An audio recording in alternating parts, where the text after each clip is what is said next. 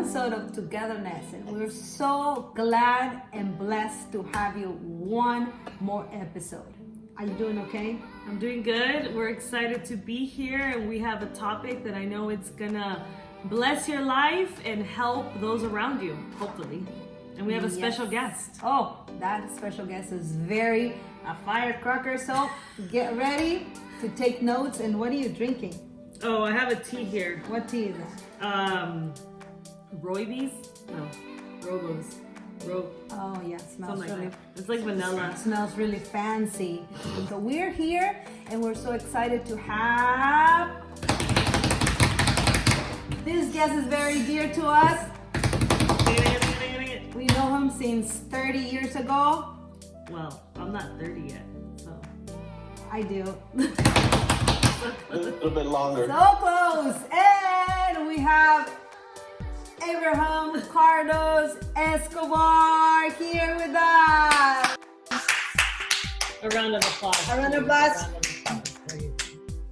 Hello. Hello. Can you hear us? Hey guys. Say- Yes, I can hear you. Abraham or Carlos or both? or both. What do I call you? Because I always call you Carlos, but then when I see Abraham, That's fine. So official. That's fine. I have both names there so people can know who we're talking to. And I don't think neither of you guys would be called Carlos. So I think it's all good. We're going to call you Abraham because that's how they call you in the professional What do they call world. you at work? They call me Abraham or Mr. Escobar. Oh! Oh, Mr. All right, let's start Escobar. over. We have Mr. Escobar here with us. Yeah. Hey guys. Hi guys. Well, thank you Hi. for being with us. Thank you for having me. We're excited. We're just gonna get right into it. So, We're talking about youth.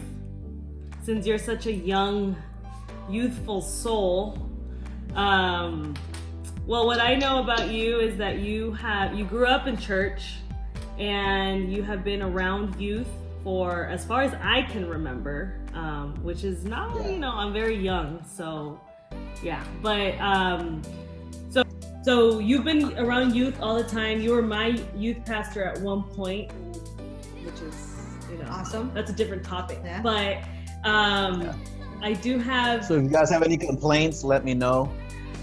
No Just complaints. submit I them do in the have, comment like, section right there.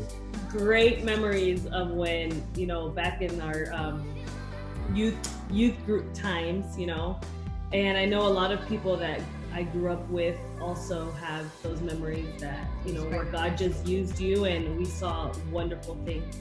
So, but yeah, so, and I know right now, currently in your social career, you also work with youth. Can you, what do you do? What was your title? In 2 words. Yeah, so I do a lot of things. The official title is Youth Essentials Coordinator. Okay. But yeah, so it's a mix of social work, very little social work, a lot of work with leadership, and developing leadership for students who are, they call them marginalized or underserved or even high risk. So that's the general terms for young people or people or youth of color, which is very broad title. Right. And you work in schools, right? Correct. Okay. And what's the age group of the youth that you work with? It is high school. So high school and a little bit older sometimes, Older. depending on the assignment. So, but mostly high school. All right. So when you talk about youth, and when we talk about youth, what's that age group that we're talking about right here, like from 12 to 18? So high school, so it's 15 all the way up to 18, 19. Got it. Yeah, that's with the program that I work for. All right. Okay. All right. So we have a few questions for you. In your years of working with youth, and so many things that you have learned and seen, what would you say is the biggest need of young people? you know, I know that's very broad, but in general, like, what would be the biggest need that you've seen? Oh man, how long is this video? How long? I think there's a lot of needs. You know, if we're coming from an eternal, right, perspective, right, we all have a need for God, for Christ in our lives. So I would say, if I could summarize it in one answer, that's the answer, right? But then what does that mean? Yeah. I think that means different things for different people. Mhm. And so I'm going to speak like a pastor now, because I think that's my primary calling. So, you know, God represents or reflects himself, manifests himself in many different ways. And there's only one way to God, which is Jesus, but he'll take many paths to get to you.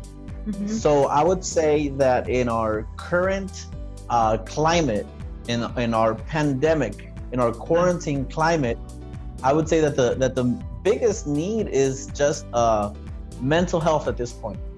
You know, because we're being bombarded, overloaded with information, we're being overloaded with news, with media. So I think just for resources, for a structure, for a way out to be able to have some mental health, some mental restoration, and that is connected to emotions and psychology. So, I mean, it could be as easy as playing basketball with somebody. It could be as easy as asking them questions. So, you know, mental health, psychology, all those are big words, but really all it means is love, right? All it means is attention and time. Oh, okay. That connection with somebody, right? Like, Yeah, yeah. authentic connections. Authentic. That's an awesome one. I remember sending you a text message a couple months ago and asking you, Pastor Carlos, what's the biggest need in the youth? And you said, fatherhood. You think in this point, in general, you know, it's not only like we're talking with Marvin, it's not only right now, but in general. Besides Christ, okay, parent, Yeah. fatherhood. We have, The different manifestations of that, you know, like I said, we can focus on, you know, the quarantine season, and that's the most urgent need. So, you know, we have urgent and important things. So sometimes there's things that are very, very urgent, and we can't get to the important things until we address the urgent thing. So, you know, somebody can break their leg, right? And so his urgent need is to go to the doctor. yeah. So we can't, you know, talk fatherhood, we can't talk Christ maybe at that moment until we take him to the doctor, right? And then once we address that urgent need, then we can go to the most important needs, you know, which is fatherhood, which is God, which is Christ, eternal life. We see that Jesus did the same thing. He fed 5,000. That was their urgent need. You know, he didn't start preaching. He didn't start like, you know, signing them up for a class. He didn't, you know, he said, what do you guys need? You need food? Here you go. And then let's continue teaching. So urgent needs, and yeah. Fatherhood. Mental. So speaking of fatherhood, I know that one of, you know, right now that we're all in this quarantine, there are a lot of kids and youth at home with their parents, and I can imagine like the circumstance, like it can be a good thing for some and not a good thing for others, you know, but how can parents win over their youth, you know? I think that's a struggle, a constant struggle we see of parents feeling that they've lost their young, you know, like they grow from a kid to a child, a kid, then all of a sudden they're 12, 13, and they just like kind of slip. So what are your thoughts on that? Like how can a parent just win over their young? This is a question from a parent. Oh yeah, this is a sent in from a parent. Yeah, this is a question from a parent. Wow. Yeah, I think that's everybody's, or every good parent wonders that. Yeah. Mm-hmm. You know, how am I going to connect with them? right? I think sometimes even the people who get paid to connect with young people, like me, can have a challenge connecting with them, let alone a parent, you know, or a mom or a dad. So I think if we're talking about different ages, it's really, I would say it's evolving with the ages, with the stages that the child is at. So I have a 2-year-old, a 4 and a 5-year-old. I work with 16, 17, 18-year-olds, you know, at church. You can connect with people up to 30. You know, it's basically to see what stage of life they're in, right? And us being parents, you guys are parents, I'm parent, you know, you're a grandma. We realize that every student, every young person is different, you know, so you can be raising one child in a certain way and he or she might like, you know, hugs and affection and time, and the other one might not want a hug. You know, they might want a gift, they might want, you know, to spend time playing outside. So I think that every parent, again, these are responses, these are not answers to solve everything, right? These are just responses to what you're asking me, or reactions based on what I've seen. I think that every parent should become an expert at their own kid. You know, awesome. I can only be an expert at my 3 kids, but I can't go to my neighbor's house. I can give them some thoughts, some ideas, some tips, but he or she should become an expert with their own child. And I think that as Christians, this is where we connect these two worlds, the faith and the social school world.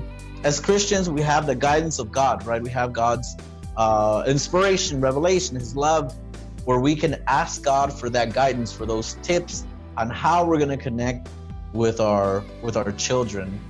So I would say also, just real practical advice, read the 5 love languages. There's 5 love languages for marriages, for children, for teens, for adults, for employees. Look for the one for teens. It should be in Spanish as well because it's a really popular book. The 5 love languages by Dr. Gary Chapman, I believe. And it will help you have an idea of how to love your child better. I recommended that book to a parent. Yeah, she came to me and I need to understand my child. So I said, well, this worked. A good start. Yeah, this worked for me and my husband. I'm sure that it will work for you. Perfect. I have another question. Yeah, and just to, I mean, a connection with your child can be as simple as one-on-one time, right? I think about, you know, my 2 kids and they're told different, you know, and I know that Annie appreciates that one-on-one time and she likes to be hugged and cuddled, and Sophia not always, you know. So because I know sometimes we think that connecting with someone has to be complicated, but sometimes it can be so simple, you know, and go a long way, right? And natural. Yes. And natural. That's organic. And I think you also have to organic, non-GMO, gluten-free connections. Gluten-free connections. I think that it's important to also keep in mind, this word is spoken a lot in schools, and you know that sometimes we forget to mention at church. We have to take into account the trauma. You know, everybody grows up in different perspectives. Some people say that everybody has a trauma, maybe, but everybody has a trauma at a different level. You know, someone's trauma might be, I didn't have the bicycle I wanted. And so, you know, you can handle that. But somebody else's trauma might be, I grew up, you know, till age 13 by myself in another country, in another language, or it could be something even, you know, more intense. So I think we have to also give space for grace when it comes to trauma, when it comes to a learning curve. You know, I've seen a lot of, this is a typical one in our Hispanic community, where the parents came to the United States and for 12, 13, 16 years, they worked here, and the children were raised by a grandma back in their country. And they come to the United States, and the mom sees, the dad sees the son, the daughter, and they still think they're 3. And now the son, the daughter is 14, 15, and then that's just, you know, a clash. So I think that there has to be that space for grace and growing and learning from each other and trying to figure this out. And of course, God's guidance in the midst of everything. Always, I know that she's going to ask another question, but really quick, do you think that the language barrier, is that a fact of separation? I think yes and no, Okay. because love has no language, right? The language of love is universal. And so I think that if we can learn to speak the same language, that would be great. It's definitely an advantage. But I think that our children, like my children, they keep asking me. So, we speak mostly in English to my kids, but now they ask me, how do you say in Spanish such and such? Yeah. So they hear us speaking a different language, so they get curious. Yeah. By nature they get curious. So I think yes and no, it is an advantage to speak the same language, but it cannot be a complete barrier. Yeah. Okay, so I have another question from a parent. In the season that we're living right now, let's talk a little bit about discipline with youth, with young children or youth, right? This parent asked here, do you think as parents we need to be more flexible on regards of discipline just because they are home and not at school? Wow, I think that's a big question. Just because they're home. I think that school plays a big factor, but they were raised in our homes, right? They were raised, that should be the primary place where they receive their formation, right? Outside of school. So I think that the discipline, I'm not sure it might sound like the parent is seeing some changes in behavior. It might sound like the parent is seeing, some changes in our pattern, which is true, man. Yeah, all of us. All of us have a change in our pattern. We used to leave at 6, 7 a.m. and come back after work, and our kids used to go to school and all of this, and now that has all been interrupted, right? So I think that not as far as discipline, because the word discipline has a context of teaching, right? So if we're talking about discipline as far as teaching them, a lot of parents are now having to homeschool their kids, connect them online. Yeah. I think if the parent is talking about, getting them in trouble, that's a whole different thing. I think that there definitely has to be some adjustments. We need to understand that we've never been in a pandemic before. None of us, not even our kids, our teenagers, were used to receiving math class, science class, history on Zoom. And some schools aren't even being clear on what their grade is going to be. One of the schools I heard said, whatever grade you had before the quarantine, that's the same grade you're going to have. So the student said, so I don't have to do any work online because I already had a B, an A, so I'm good. Wow. If I pass it or don't pass it, it's not a problem. So I think that just communication before we discipline, before we get in trouble, let's figure things out, especially if the mom or dad is at home as well. Let's come together as a family and give, again, hashtag space for grace. Yeah, and I think, thinking about what you're saying, it also goes with connection, because none of us have gone through this. A lot of parents must feel, must feel like, what's wrong with my kid? Now he doesn't want to talk, now he doesn't want to eat, but we're all shifting, right? We're all shifting, and think about the friends that they're not able to see and that freedom maybe that they even had at school and now they're at home. That connection needs to be made too. I think this question goes also of parents feeling guilty, somehow feeling guilty not to be able to help their children with their logging in, with their homework, with everything that they're going through. Okay, so Pastor Carlos, Abraham Carlos, Mr.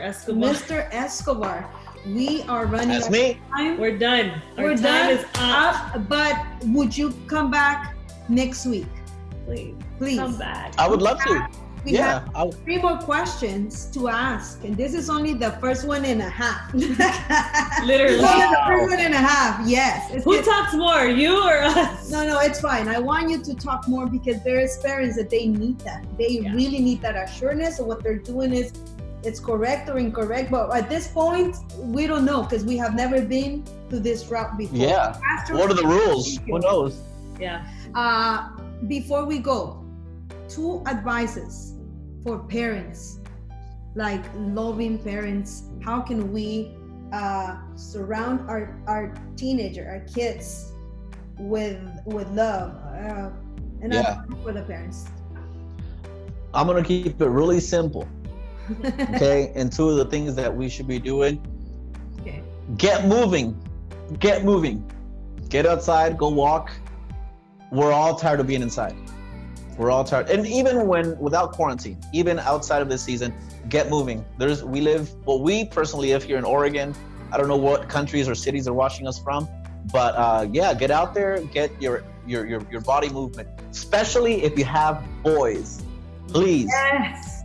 Studies show, you can look it up, that boys and young people in general learn better, and some people communicate better when their major members are moving. So their legs, their arms, and they're breathing fresh air. Number two, take advantage of, we're all eating so much in this quarantine.